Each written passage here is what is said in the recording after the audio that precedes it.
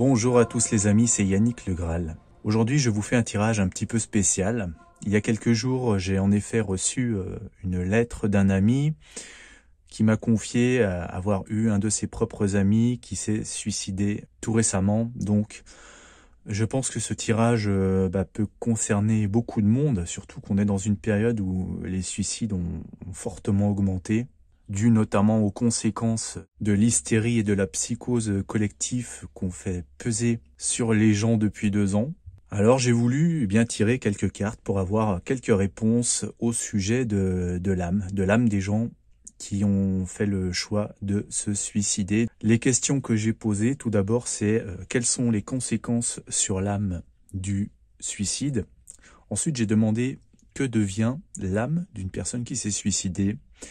Et enfin, là, j'ai demandé comment se passe l'évolution, la libération, la progression de cette âme. Si vous voulez apprendre à lire le tarot, il y a toujours ma formation qui est disponible sous la vidéo. Alors donc, on commence avec les conséquences du geste sur l'âme. On a un 7 de pierre. Ce 7 de pierre, il m'a tout de suite parlé. Cet homme, en fait, qui marche, il est dans un lieu qui s'appelle la forêt périlleuse. C'est un lieu sombre, comme vous le voyez, il y a très peu de lumière, les arbres sont denses, ils ne laissent pas passer le jour. Et cet homme, il est déboussolé. Il ne voit pas l'issue, il est en train de lutter. Il marche comme ça, pieds nus dans les taillis. Donc là, c'est une âme un peu perdue, c'est une âme un peu apeurée qui est représentée ici.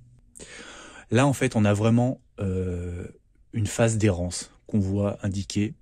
C'est l'âme qui est égarée. Apparemment, l'âme est en train de chercher une sortie dans un endroit où elle n'a aucun repère, où elle est seule. En plus, vous voyez que cet individu, il est tout seul sur la photo.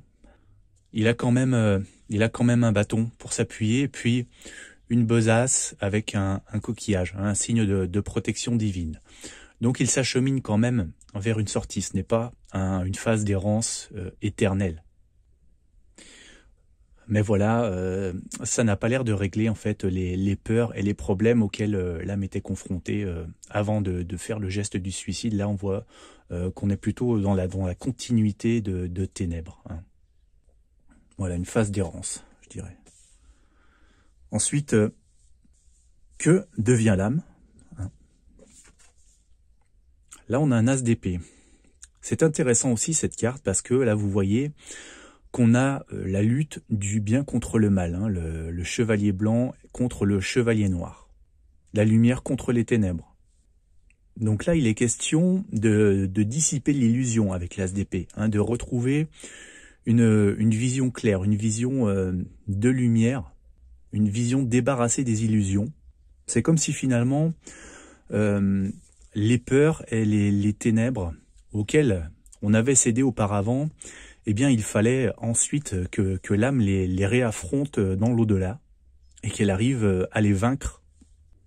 Là on nous parle de réaffronter le pouvoir arbitraire, de réaffronter les forces qui nous ont persécutés, les forces malfaisantes. Donc voilà, as d'épée, pouvoir de l'esprit.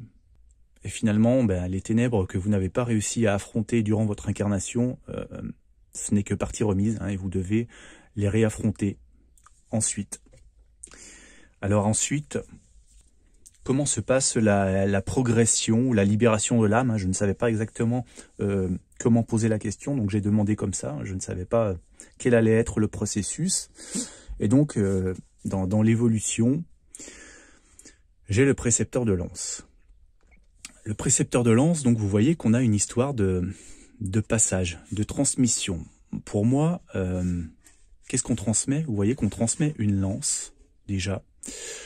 Et cette lance, eh bien, c'est intéressant parce que quand on regarde la première carte, ce personnage, vous voyez son flanc, il semble avoir une blessure au flanc, comme la blessure infligée au Christ qui l'a tué, qui l'a achevé. Et donc là, c'est la lance de Longinus, donc dont je viens de parler, qui est représentée, qui est retransmise. Donc on a bien une continuation dans toute cette ligne. On revient là.